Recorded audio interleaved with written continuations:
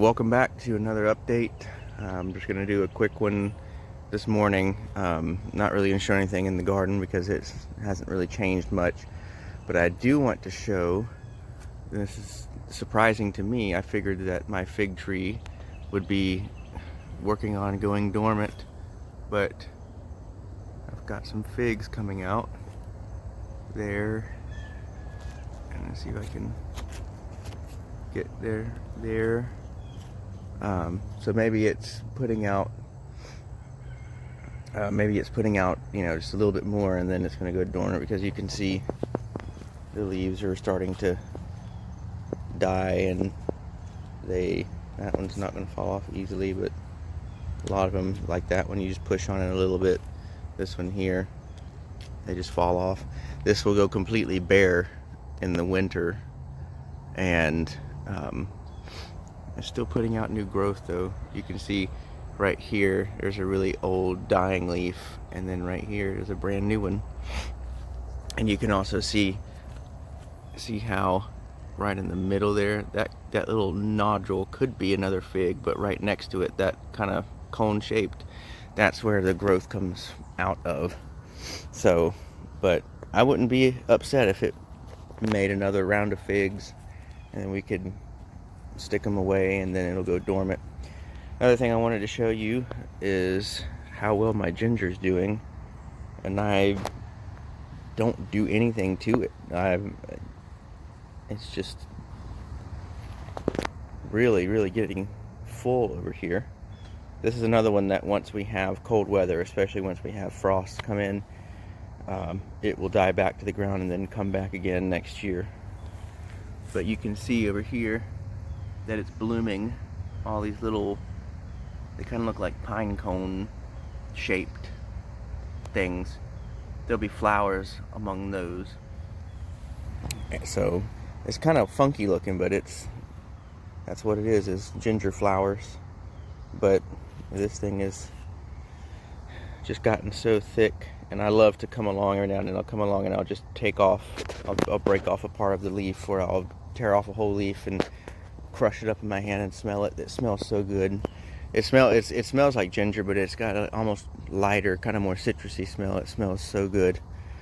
My passion vine is becoming a monster, and this thing is all over the place.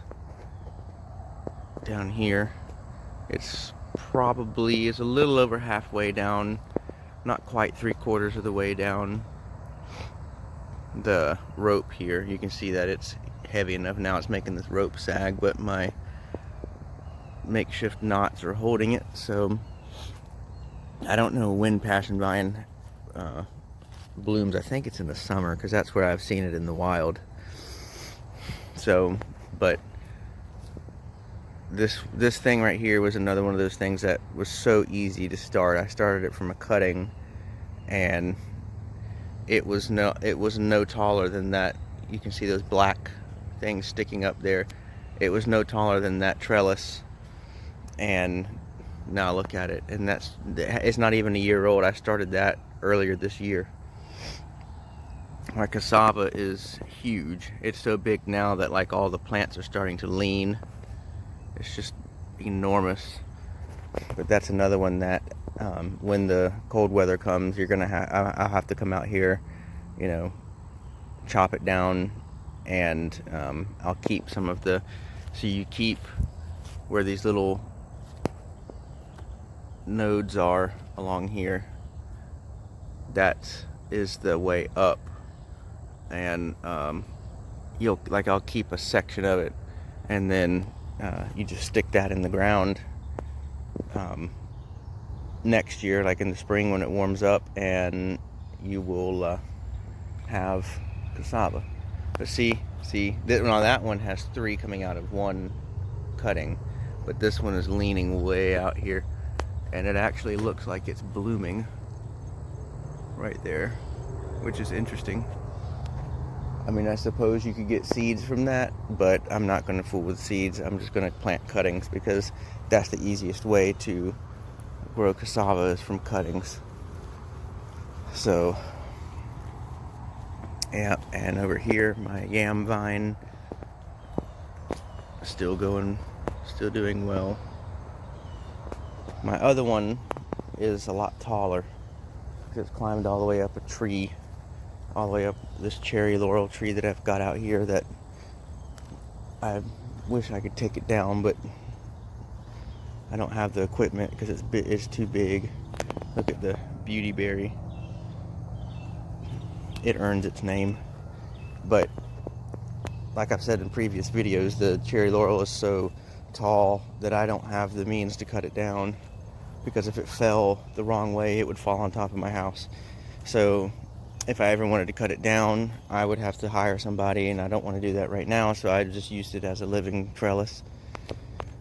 Here's my cranberry hibiscus.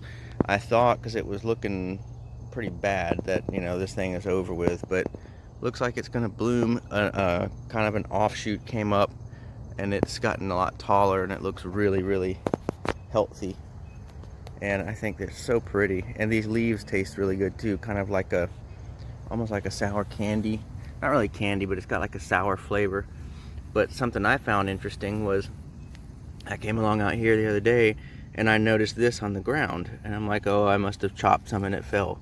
But no, you can see it's actually in the ground. I don't know, there's another one back there.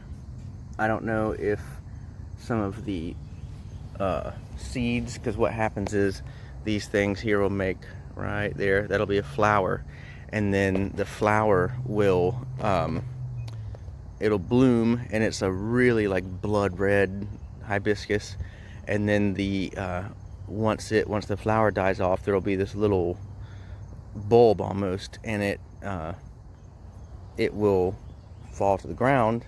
So I'm wondering if that's what happened here, is a couple of them fell to the ground and I didn't notice it, and I've got more hibiscus plants, and that's perfectly fine with me. I'd be totally fine if all in here just got pollinated with cranberry hibiscus. I think that would be really neat. I need to come and take my machete to all this over here. This, especially this plant right here. This is called Caesar weed, and it makes these pretty little pink flowers. I think I've talked about it in a previous video.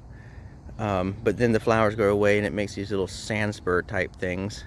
But it is very, oh, here's the flower right here, and you can see it's gone. It almost looks like a miniature hibiscus or a wild marshmallow flower, but they're a real pain, and they are highly invasive in Florida, and just they take over everything. But my yam right here, there were leaves down here and they've all died off, and that kind of looks woody, so I'm hoping it's not going to be dying from the bottom up, but it's all the way, like I said, it's all the way up there. So the rest of the leaves look really healthy, so I'm, you know, not all that concerned about that. I mean, I'm a little bit concerned, but not too bad. Here's my there was a lot more food in there in my compost. That big fat raccoon has been in here, but I'm gonna have to figure out how to try to keep him out of it. The pumpkins, I said I wasn't going to show the garden, but I'm right here, so I might as well. Pumpkins are vining like crazy. My daughter's pumpkins are vining. You can see them over there starting to take off. So it won't be long, we'll get flowers here, and I hope that we can get some pumpkins set before we start getting frost. And because they're really, really, really good to eat. And let me show you. I think we had another Jamaican cherry that was starting to turn. You see, here you go. Here's what happens. It gets fat like that, and see how it's starting to turn? And then give it like another day or two and it will be red. And I actually got to taste one the other day, and another name for this is the cotton candy tree, and I think it lives up to that name because it does taste like cotton candy, to me anyways. Some people might not like the flavor. I was impressed. I liked it. But yeah, that's about it. I'm still so, talk about impressed, I'm still so impressed by this moringa. I didn't know it would come back, like I've said before, but it has come back stronger than it was. Look at all the new growth coming out up there. You got some coming up in there. It's great. So, but I'm gonna do a little bit of hoeing and then head off to work. I might do a car chat. I don't know. I'm not sure if I've got enough of an idea, like enough of a topic that I want to talk about. But we'll see. And until next time, I will talk at you later. So I decided to do a car chat after all. And I kind of was thinking about the weather and looking at the clouds were moving really fast today and all that stuff, and got to thinking about that hurricane that was out in the Gulf, Hurricane Zeta, because yes, we made it to the Greek library this year, the Greek alphabet this year. Last time we did that was 2005, but it has been a busy year, and of course it has. It's 2020, so you know, it can't let us down. So I was thinking about that. I thought maybe I should talk about preparedness, because one of the things with a homestead is preparedness. One of the things with homesteading is being prepared for natural disasters in the least. Among other things, prepared for really anything that happens. So, but here in Florida, of course, we are prone to hurricanes, and there have been, luckily this year, the peninsula has been spared, but the panhandle has not. So, but something that I've told people for, and let me just give a disclaimer here. I'm not an authority on preparedness, that sort of thing. I'm still learning. I'm still, getting experience in it. I would say if you're going to learn about preparedness, Jack Spirko with the Survival Podcast is a great resource. One of the best. He's had a podcast now for, I don't know how long he's said, but all about preparedness and survival and stuff like that. David the Good's another good one, especially when it comes to gardening. He teaches you really well how to garden for survival. He's got Grow or Die is a good book, talking about gardening when it counts type thing, like when for survival.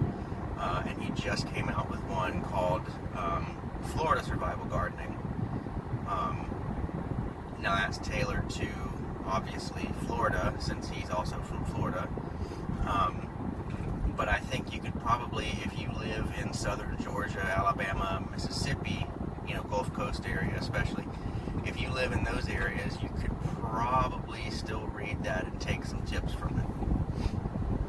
It's not going to translate exactly because our weather is a little bit different. You're going to get more cold than we do here. But I still think it's a close enough climate and close enough soil condition that you could read it and get something out of it. Now, the further north you go, North Georgia, North Mississippi, North Alabama, you might start having issues with it. But start with Grow or Die. That's a really good book. It's not a long read. Any of his books are very easy to read. They're entertaining. So I would recommend that as far as gardening for survival. And then if you're wanting to learn how to just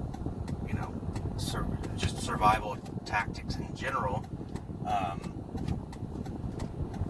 their Survival Podcast is a really good one. Also, there is Nicole Sauce with Living Free in Tennessee. She discusses some of this stuff. I don't think her podcast is 100% geared to, railroad tracks. I don't think her podcast is 100% geared to survival and homesteading and stuff, but it's still a good one to listen to. Nicole has a really cool story coming from the Portland, Oregon area. She was once a staunch socialist and became an agorist and wanted to be, wanted to live, as her podcast says, live free. So she lives in, I think she lives outside of Knoxville now. I don't know, you'd have to look, go watch her podcast and listen to her. She'll tell you more about that. But those three sources I think are great. So look them up. They're all on YouTube. I know Jack is on library.tv. That's LBRY.tv. And I'm on there as well. It's a really good platform, really neat platform. Library and Odyssey, they both came out. Odyssey is ODYSEE. Same company as library.tv, but great platforms. But anyways, I say all that to say I'm not an expert. They are more experts, but I will give some pointers on stuff that I've learned, mainly dealing with hurricane preparedness. And like I said, I thought about this when I thought about that hurricane that was out in the Gulf, Hurricane Zeta. So one of the things that's the most frustrating for me during hurricane season is I see all these people sit and wait until there's a hurricane bearing down on us, and then they go run to the grocery store and they want to buy every single packet of toilet paper. They want to buy every single jug, like gallon jug of water and package of bottled water and stuff like that, and they overdo it, and then it's like Black Friday in the stores. They make a run on the gas stations and you run out of gas, and it's so frustrating because it doesn't have to be that way. If people would, in the very least, the hurricane season is June 1st to November 30th. So if people would simply start preparing in the least June 1st. And what do I mean by preparing? I mean, when you go to the grocery store to do your weekly shopping, pick up a couple extra canned goods every week, and don't buy stuff, that is going to go bad. Don't try to stock up on produce and stuff like that. You want to buy cans of soup, buy cans of vegetables that you can make something with, buy just different things like that. Instant meals like, cup of soup, ramen noodles, if you're able to eat those. I'm not able to eat those, but you want to buy stuff like that. One, that store for years. You can have them for, 2-3 years. And two, you can, it's like a meal, But you can also stock up on, I highly recommend stocking up on things like beef jerky, or my new favorite is biltong. If you don't know what biltong is, go look it up. It's from South Africa, and it is fantastic. I will still eat beef jerky, but I want to say done are the days that I eat beef jerky, because biltong is just, there's no sugar, and there's no, just crazy preservatives and stuff. Hold on one second.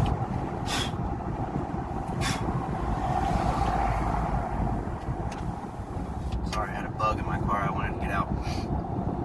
But, and it is, to me, more tender than beef jerky. The flavor is better. Oh man, I love biltong.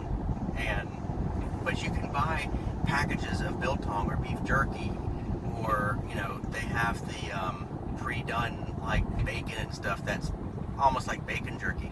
You can buy packages of those, and they will last you at least for months, if not years. You could always buy a dehydrator and make stuff yourself. I know there's something called pemmican that is an old Native American, basically superfood, and you can make that with your oven. You don't even need a dehydrator or anything. You make it with your oven, and you can make that. You could dry fruits. Stock up on things like dried fruits and nuts. Trail mix, stuff like that. Stuff that you can it will at least last you through hurricane season. Canned fruit is another good one. Applesauce, stuff like that. If you're about to be hit by a hurricane, yeah, you can go buy some things like bread. Peanut butter is another good one, as long as you don't have to refrigerate it. Peanut butter, almond butter. I personally eat sunflower seed butter. But stuff like that, that's going to last. And even if the hurricane doesn't hit, you're still going to use it, or you can stick it away. And if one hits you next year, you've already got stuff stocked away. If you're on a well, then you're going to need to stock up on water. And because if your power goes out, your well goes out, unless you have a generator that can keep your well going. But this is where my biggest frustration, because I live on a well, my biggest frustration is, and this really, I started getting serious about this after Hurricane Irma a few years ago, because it did a pretty good number on Florida, especially my area. But Hurricane Irma it pretty much socked the entire state. But I had trouble getting water. Now, luckily, we had plenty. We were able to get plenty. But I struggled to get water, and so I said, never again will I do that. So with water, make sure you're buying extra.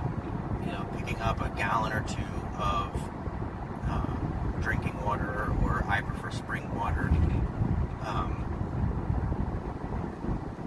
Start, like I said, at least in June, at the very least. So every time you go to the grocery store, buy a gallon or two. If you live on a well, if you don't live on a well, I implore you, please leave some water for those of us who do. Now, if you live on a well and you start preparing properly, it's not an issue. You can sit back and watch the people go nuts and hoard water and laugh at them because you've got plenty. You're ready to go.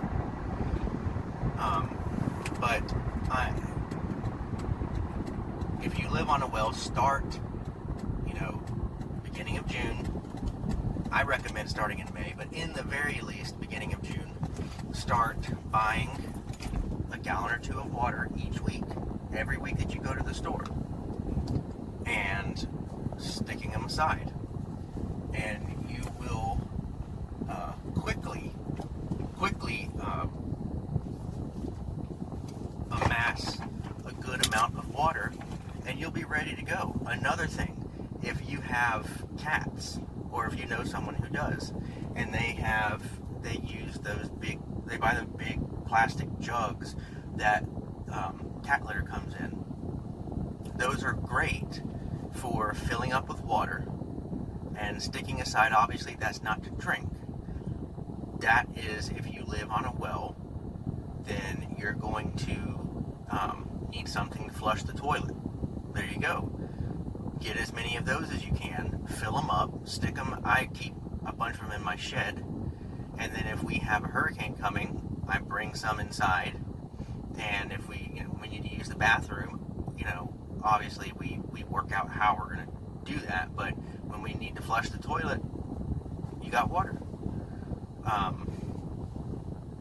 And I'll also, not for drinking, but just to have to wash my hands, stuff like that. If I have gallon jugs that I've already used, I'll refill them and set them aside.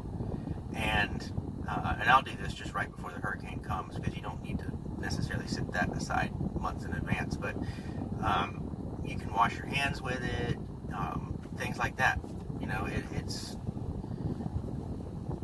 It's not rocket science.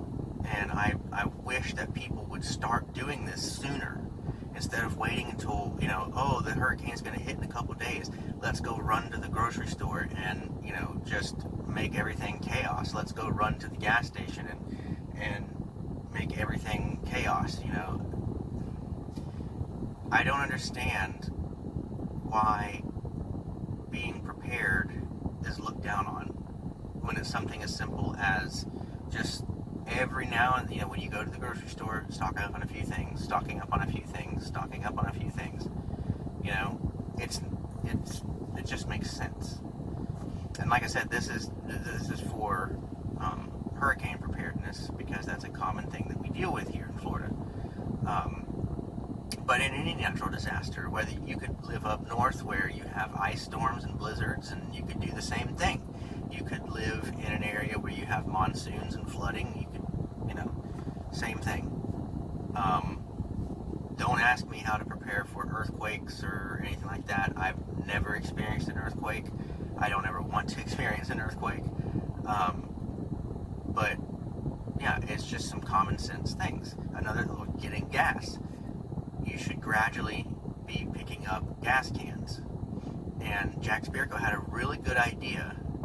Buy 12 of them and then label them 1, 2, 3, 4, 5, 6, 7, 8, 9, 10, 11, 12. What that is the month. 1 is January, 2 is February, 3 is March, etc. And whenever you have the gas, you keep them full. And then in January, if you have nothing to use it for, you can use it or not use it. I mean, it's not going to go to waste because you can always use it to fill your car up.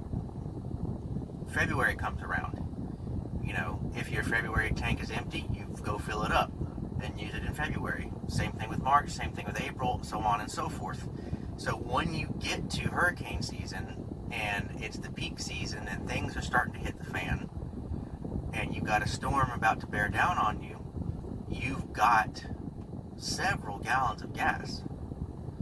And you can fill your car, you can fill a generator, and you already have it. And you don't have to worry about going and fighting the crowds trying to get in to get gas. And there'll be lines down the road to get gas, and then the gas stations run out of gas. And the tanker trucks aren't coming because they're locking down for the storm and all that sort of stuff. It's peace of mind for you to know that, okay, I've got canned goods and I've got non-perishables already stuck aside. I've got, if I need it, if I live on a well especially, I've got water set aside that I'll have plenty to drink. And I've got gas out in the storage, wherever it is, storage shed, utility room, whatever. You've got gas tanks out there that if I need to fill my car or I need to refill a generator, I've already got the gas. I don't have to worry about going to the gas station, fighting the crowd, hoping that I can get some gas, and just dealing with all of that nonsense. It's peace of mind. So then you can work on actually being prepared for the storm. The last thing is, I would recommend, if you don't have it already, go to Home Depot, Lowe's, True Value, Ace, wherever. Get plywood to be able to board your windows. And I don't know, it's up to you whether you want to screw it on the window or if you want to get the special hurricane clips that you can put on the pieces of wood and slide it into your window. That's what I have. And what my wife and I did was, it was either the winter or the following year after Irma, we got on Amazon and ordered 2 bags of those clips. So we've got plenty of clips. And then we went to Home Depot and bought plywood. And I haven't cut it precisely to the windows yet, but we bought a bunch of sheets of plywood. That way, in the event we have a storm, I don't have to go, because that was another thing. When Irma hit, it was next to impossible to find plywood. And people weren't able to board their windows up. So if you go ahead and get that, stick it in a storage shed, stick it in a utility room, stick it in anywhere, just make sure try to keep it dry and out of the elements and stuff like that. But if you do that, when the storm comes, you're ready to go. You go get the plywood. If you have to cut it, you have to cut it. But it would be wise to cut it before the storm gets here. But you got the wood, you got the clips and or the screws, get it on there, you're ready to go. You don't have to go to Home Depot or Lowe's or wherever and deal with the crowds. You don't have to deal with shortages. You don't have to deal with trying to get the tools to put it on, the clips, the screws, whatever. You're ready to go. And it's a peace of mind. Then you can work on preparing, making sure your house is safe and that your family's safe and all that sort of stuff. Hurricanes are stressful. And a lot of the stress comes from the preparedness. If you're prepared in advance, there's a whole big weight that is removed from that. And then, you can't remove the stress of the storm in general because you don't know what kind of damage your house is going to take, what's it going to be like, all that sort of stuff. But you've removed at least half of the stress because you're already ready to go. You've got food, you've got water if you need it, you've got the way to secure your home. Start early. Don't wait until the storm is a few days away to try to run to the grocery store and buy. And don't go buy. I hate to be one to tell you what to do, but don't go stock up on eggs and milk and stuff like that. Because when you lose power, because you're probably going to, all that stuff is spoiled. So stock up. You want non-perishables. But start doing it. And people they see it as hoarding. It's not hoarding, it's just being smart.